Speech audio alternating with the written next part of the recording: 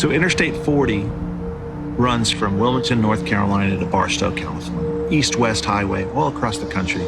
And here in western North Carolina and East Tennessee, it passes through the Pigeon River Gorge, a rugged landscape. And that section of highway opened in 1968.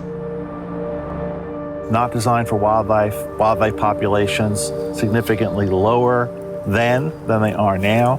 So we have more people, more development, more wildlife. It's a recipe for conflict.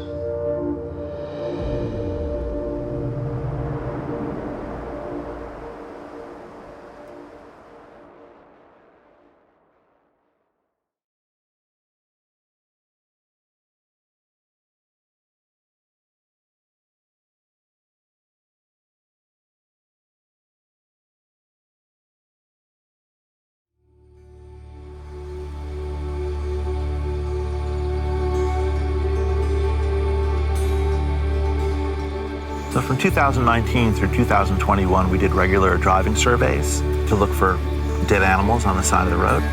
And during that time, we saw just over 100 dead black bears on the side of the road. Now, research indicates that we can probably factor that number times 2.8.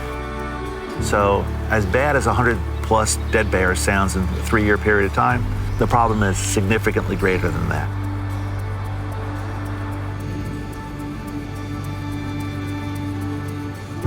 Beyond wildlife mortality from vehicle collisions, there's a potential barrier effect going on with the roadway. So wildlife won't even attempt to cross, and that is going to reduce and fragment this population to be only using one certain area. The I-40 Gorge is a good place to consider wildlife passage and possible wildlife collision problems because there's an extensive amount of public lands on either side of the highway, so there's a diverse wildlife resources in the area, and it's highly constricted through there. So when wildlife does access the road, it's got a high likelihood of having collision problems. It doesn't take a rocket scientist to drive along I-40 and see a barrier that's this high to realize that most wild animals are not going to get through there. I've been here 31 years now, and the visitation has grown from 8.5 million to 14 million. A lot of that increased visitation includes traffic on I-40. So an important aspect of our research is collaring elk and tracking their movements to understand where these conflict areas are along the Pigeon River Gorge road corridor. And so here with the map, we see a female elk, a cow that every year left the Cataloochee Valley and crossed the interstate to have her calf on the other side. She crossed the interstate 107 times in the 3 years we monitored her. So this just signifies, we know animals are looking for resources, mates and things like that, but just the need for space.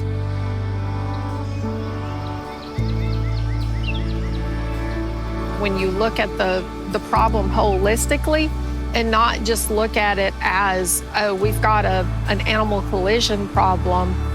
It's an economic problem. Just the impacts of stopping traffic on I-40 has ripple effects in the economy.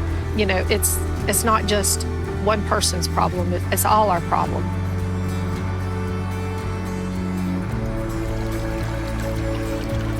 In 2017 came together, federal, state, tribal, non-governmental organizations.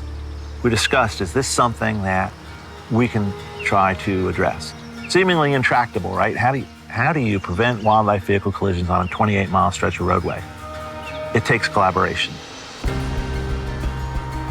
The Safe Passage Project first started with a focus on wanting to understand the impacts of Interstate 40, and that started with speaking to a lot of experts, looking at the research that's already out there, coming together and designing a project. So to study wildlife in a 28-mile section of road, we divided the roadway into 400-meter segments. So we monitored wildlife vehicle collisions, and then in some of those segments, we put up these wildlife cameras. We also used wildlife cameras to monitor current structures already under the roadway to see if wildlife are currently using those. We ended up with 150 cameras to monitor wildlife for our study.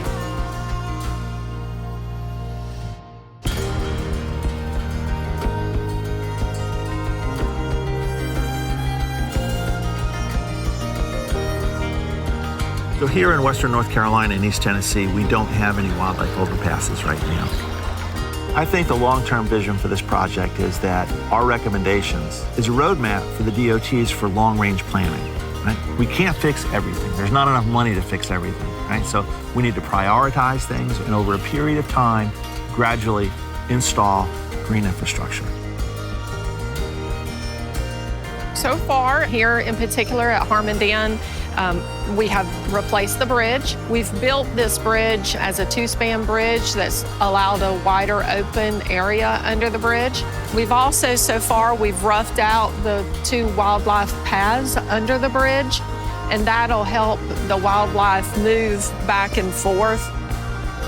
I think the relationships and the collaboration that has been built upon, that will translate into other projects. I'm just glad to be a part of this project. I can't wait to see a bridge over the top of the interstate and know that bears and elk and other species are crossing.